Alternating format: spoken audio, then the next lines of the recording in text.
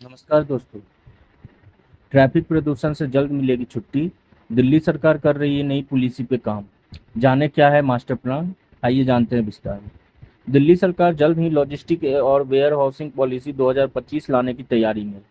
इसके ड्राफ्ट में ऐसे प्रावधान शामिल किए गए हैं जो न केवल दिल्ली के ट्रैफिक जाम को कम करेंगे बल्कि प्रदूषण भी घटाएंगे और व्यापार की क्षमता भी बढ़ाएंगे। पुरानी पॉलिसी जो थी वो नाकाम रही।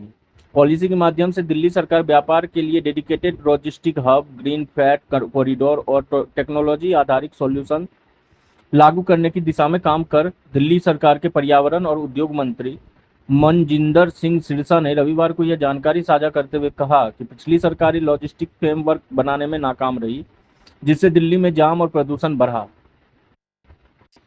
दिल्ली की अर्थव्यवस्था को भी बुरी तरह से प्रभावित किया गया। हमारी सरकार नई पॉलिसी लाने जा रही है जिसमें प्रदूषण और जाम की समस्या का समाधान होगा और व्यापार में भी आसानी और बढ़ोतरी होगी। उन्होंने बताया कि दिल्ली के बाहरी इलाके में 3 आधुनिक urban consolidation and logistic distribution centre बनाए जाएंगे। इससे व्यापारियों को प्रोत्साहन और क्लीन फ्यूल वाली गाड़ियों को बढ़ावा मिलेगा। शहर के बाहर शिफ्ट होंगे गोदाम।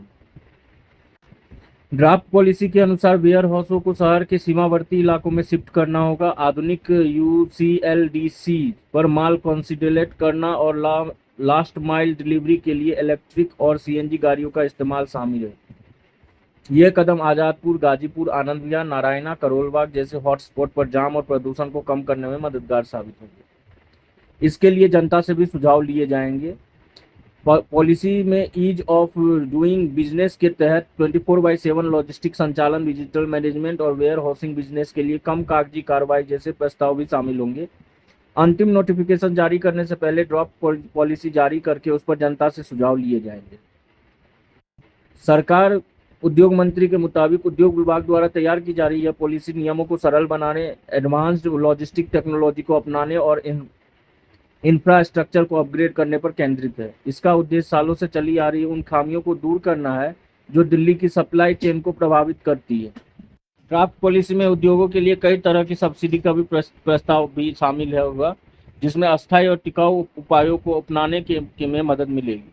शहर के भीड़भाड़ वाले इलाके से वेयर हाउस शिफ्ट करने के लिए लीज पर जमीन लेने में छूट, नई तकनीक अपनाने के लिए सब्सिडी और कोल्ड चेन व स्टोरेज सुविधाओं के अपग्रेडेशन के लिए वित्तीय सहायता शामिल है।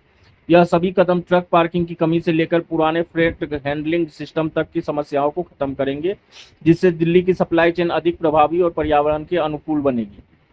ग्रीन एनर्जी और इको फ्रेंडली सॉल्यूशंस के लिए विशेष प्रोत्साहन दिए जाएंगे।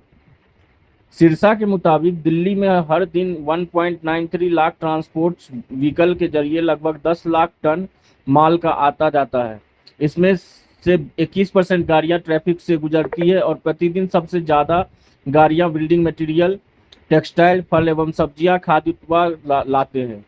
फार्मास्यूटिकल और ऑटोमोबाइल सेक्टर से जुड़े मालवाहक गाड़ियां भी जनरल ट्रैफिक के साथ ही सड़कों से गुजरती है। शहर के बाहर सही वेयरिंग हाउस जोन न होने के कारण ये गाड़ियां शहर के अंदरूनी हिस्सों में आती है, जिससे प्रमुख रास्तों पर जाम लगता है और प्रदूषण बढ़ता है। आज के लिए इतना ही। तब तक सुरक्षित रहें, सतर्क रहें, स्वस्थ रहें। जय हिंद, जय भारत।